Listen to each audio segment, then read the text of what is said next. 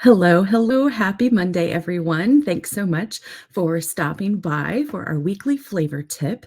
I hope you're enjoying this spring season series. This is our third video. Definitely go check out the one on a lemon herb marinade, as well as what else did we do?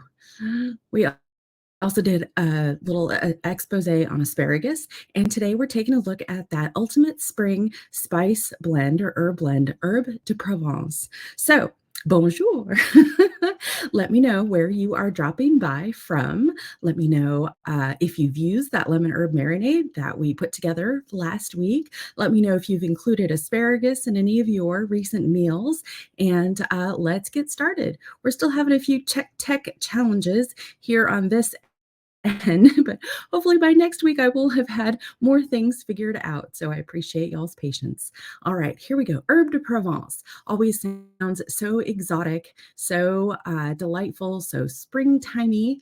What is it about Herbe de Provence? Well, it is the essence of spring. It's a timeless French blend, and it captures the flavors of the French countryside. So we're combining dried herbs such as thyme, basil, marjoram, and rosemary. Now, lavender, oddly enough, is something that is added more in commercial blends than it is in the actual in-home Herbe de Provence blends. So just like all sorts of regions, right, have their own spice or herb blend, that is what Herbe de Provence is. It's from the provincial region of southern France. Okay, so just a whiff of this blend will instantly transport you to the sunny fields of Provence, where herbs grow in abundance and culinary traditions are cherished. So let's explore briefly tonight how we can bring this taste of Provence into our own kitchens this spring.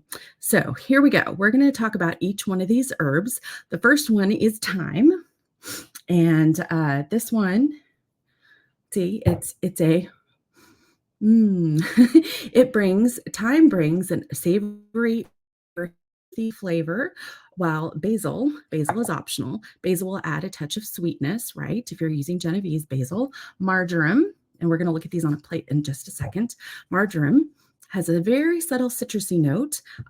Lavender, if you're adding it, I prefer not to, infuses the blend with just a little bit of a very delicate floral aroma. Rosemary adds a little bit of piney freshness. I love how that's described. Okay, so the beauty of this blend is it's, of course, versatile. You can use it to season a wide variety of dishes, all the way from roasted vegetables to grilled chicken or fish. So it has a floral, if you're using lavender, and herbaceous note that complement the fresh herbs of spring beautifully.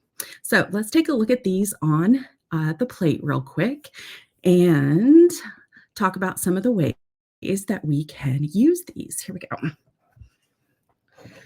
So here we have, right up here at the top, this is marjoram. And this over here, this is fennel seed. This in the middle here is tarragon. Over here, of course, we have rosemary. You can recognize the long, and then this is thyme over here. Now, sometimes you can find an Italian blend that has most of these 4 or 5 basic herbs that go into Herbe de Provence. Basil is optional. That's more of an Italian flavor, but it is one that a lot of us do enjoy, right? So here we have, I've made my own mix, and I encourage you to make your own mix as well. See, I've made my own mix to my taste and preferences. You can start with maybe a 1-to-1 ratio of everything. You could add, it's open to a lot of interpretation. You can add oregano. You could add some parsley to it. You could add other herbs that I've seen added to this. You could add even some citrus peel to it.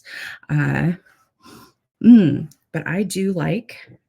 going to use it in a vinaigrette this evening. I did a marinade last week, so I'm going to use a vinaigrette this evening. So here I have my light oil, neutral oil, and apple cider vinegar. I like my vinaigrettes to be more tangy, so I do half and half oil and vinegar.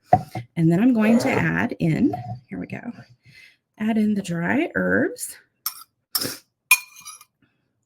Now, dried herbs do take about 15 minutes to bloom. So if you're using dried herbs in a mix or a marinade, you're going to want to give them at least 15 minutes to bloom before you use them for anything. Okay, pepper and a little bit of salt to bring it together. I think it might need just a little bit more. And again, everything to taste, right? That's the essence of good home cooking. We have sort of basic ratios and such to follow, but then we always want to make it particular to us. So we have spice blends all over the world, and we're going to delve into those a little bit more in this weekly flavor series. Garam masala comes to mind, right, from India. That one's a little bit different in every home, in every region, just a little bit different. All right, so we've given it a little mix. Let me bring you back up here. Next week, hopefully, we will have that second camera working. So my computer and phone are not recognizing each other at the moment. So this smells delicious. It's going to go fantastic on light salads. I have my artisan lettuces growing in my arrow garden. So I'm going to make a quick salad tonight with a little bit of lettuce, some very thinly sliced cucumber, maybe some radish, a little bit of red onion, maybe some grape tomatoes, and we're doing some schnitzel.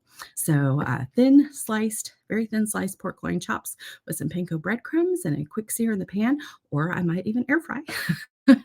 That way I'm doing double duty, right? I'm doing the salad on the countertop while the pork chops or the schnitzel are getting a little crispy in the oven because they're thin. So I hope that you decide to make your own mix of Herbes de Provence, and I hope that you tell me all about it right here on this page, or stop in group. It's your time to savor and thrive. Thanks so much for joining me.